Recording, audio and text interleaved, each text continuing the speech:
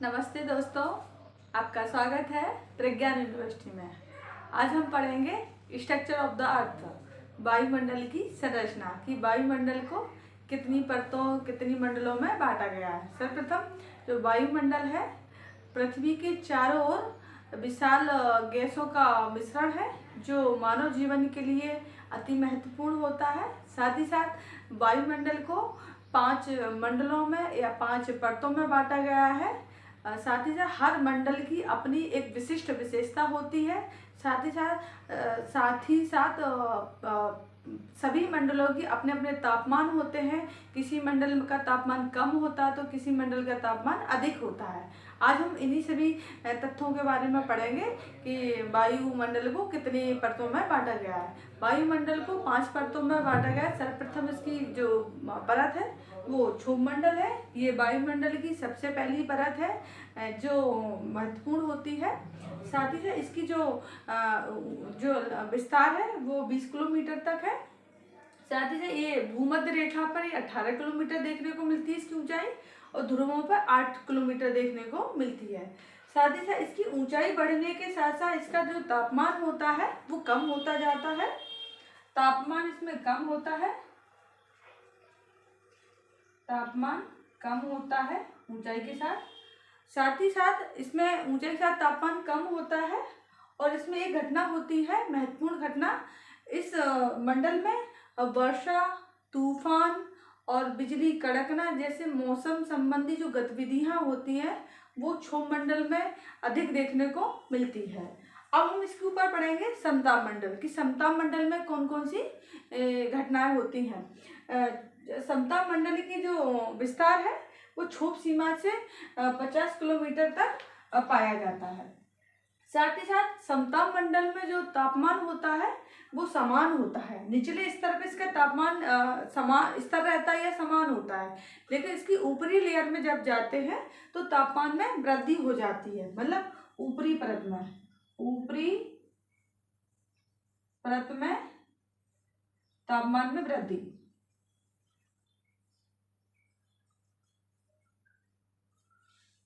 इसका मुख्य कारण है कि इस मंडल में ओजोन परत पाई जाती है। ओजोन परत की जो सघन क्षेत्र है इसका 30 से लेकर 35 किलोमीटर तक है। यह सबसे ज्यादा जो क्षोभ मंडल का विस्तार देखा गया है। क्षोभ मंडल जो है क्या कार्य करती है, जो सूर्य से आने वाली जो परावैंगनी किरणें हैं उनको सोख लेती है, जिस वजह से ऊर्जा की मात्रा बढ़ जाती है। इस वजह से समताप मंडल की ऊपरी परत का तापमान बढ़ जाता है। साथ ही साथ इस मंडल में एक मुख्य विशेषता क्या होती है कि इस मंडल में वर्षा और बादल जैसी घटनाएं नहीं होती है। इस वजह से ये मंडल शांत रहता है मौसमी गतिविधियों की वजह से। इसलिए इस मंडल में जो वायुयान होते हैं विमान उड़ाने के लिए आदर्श दशाएं पाई जाती हैं। अब हम पढ़ेंगे मध्य मंडल जो समताप मंडल के ऊपर है और वायुमंडल का तीसरी परत है जो सबसे ठंडा मंडल है। इस मंडल की जो ऊंचाई है वो 80 किलोमीटर तक है। इस मंडल की एक महत्वपूर्ण विशेषता क्या है कि अंतरिक्ष से जो उल्कापिंड आते हैं तो इस मंडल में या इस परत में प्रवेश कर जाते हैं और इस मंडल में घर्षित होकर जल जाते हैं। इस वजह से इस मंडल में तापमान जो है कम देखने को मिलता है। ये सबसे ठंडी परत है, तापमान इसमें कम होता है, तापमान कम होता है। साथ ही साथ ये जो परत है सबसे ठंडी परत है, सबसे ठंडी परत। अब हम देखेंगे आयन मंडल जो मध्य मंडल के ऊपर अवस्थित है। आयन मंडल में क्या है, विद्युत आवेशित कण उपस्थित होते हैं जो पृथ्वी से आने वाली रेडियोधर्मी तरंगों को परावर्तित करके पृथ्वी पर वापस भेज देते हैं, जिस वजह से इस मंडल का तापमान तेजी से बढ़ता है।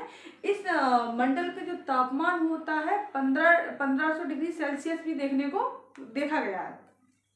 इस मंडल का तापमान कितना जाता है, तापमान में वृद्धि होती है तेजी से, तापमान तेजी से बढ़ता है। कितना 1500 डिग्री सेल्सियस था। साथ ही साथ इस मंडल में एक महत्वपूर्ण घटना मनमोहक जो आपने सुनी होगी, अरोरा, जो सूर्य के प्रकाश की एक घटना होती है, रंगीन प्रकाश की, जो उत्तरी गोलार्ध और दक्षिण गोलार्ध दोनों में देखने को मिलती है सुबह के समय। इसको उत्तरी गोलार्ध में अरोरा अरोरा बोरियलिस कहते हैं और दक्षिणी गोलार्ध में इसको अरोरा ऑस्ट्रेलिस कहते हैं। सर, इसमें तापमान में वृद्धि होती है। अब हम पढ़ेंगे वायुमंडल, जो आयनमंडल के ऊपर स्थित है, साथ ही साथ वायुमंडल की अंतिम मंडल है या अंतिम परत है। इस मंडल की जो ऊंचाई है वो 600 किलोमीटर से लेकर 1000 किलोमीटर देखने को मिलती है। इस मंडल की मुख्य विशेषता क्या होती है कि इस मंडल में जो कृत्रिम उपग्रह है वो जो पृथ्वी की परिक्रमा करते हैं, ये उपग्रह इसी मंडल में। इस मंडल उपग्रह के लिए उपयोग क्यों किया जाता है?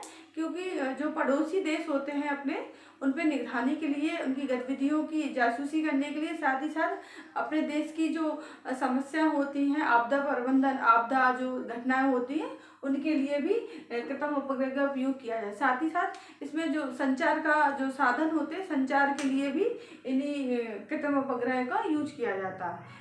और अब एक महत्वपूर्ण जो तथ्य आता है क्षोभमंडल में, सामान्य ह्रास दर, नॉर्मल लैप्स रेट। ये क्या होता है?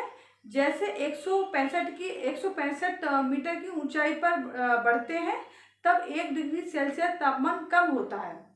इसको सामान्य ह्रास दर कहते हैं। इस प्रकार से हमने देखा कि जो वायुमंडल की 5 परतें होती हैं, क्षोभमंडल में तापमान कम होता है, समताप मंडल में जो है निचली परत में तापमान कम होता है लेकिन ऊपरी परत में तापमान ज़्यादा होता है जो ओजोन मंडल के कारण। साथ ही समताप मध्य मंडल में तापमान कम देखने को मिलता है और ठंडी परत होती है। और आयन मंडल में तापमान आयन की मौजूदगी के कारण तापमान बहुत तेजी से बढ़ता है। इसी प्रकार से वायुमंडल में भी तापमान बहुत तेजी से देखने को मिलता है। और हमने देखा कि क्षोभमंडल में जो मौसम संबंधी गतिविधियां होती हैं और समताप मंडल में विमान उड़ाने के लिए आदर्श दशाएं होती हैं। मध्य मंडल में जो उल्कापिंड देखने को मिलते हैं, आयन मंडल में अरोरा जैसी घटना देखने को मिलती है और वायुमंडल में कृत्रिम उपग्रह उड़ते हैं, उनके लिए आदर्श दशाएं होती है। इस प्रकार से हमने आज वायुमंडल की संरचना के बारे में पढ़ा। अब नेक्स्ट वीडियो में हम सूर्य तप क्या होता है, ऊष्मा बजट क्या होता है, इसके बारे में पढ़ेंगे हम। Thank you.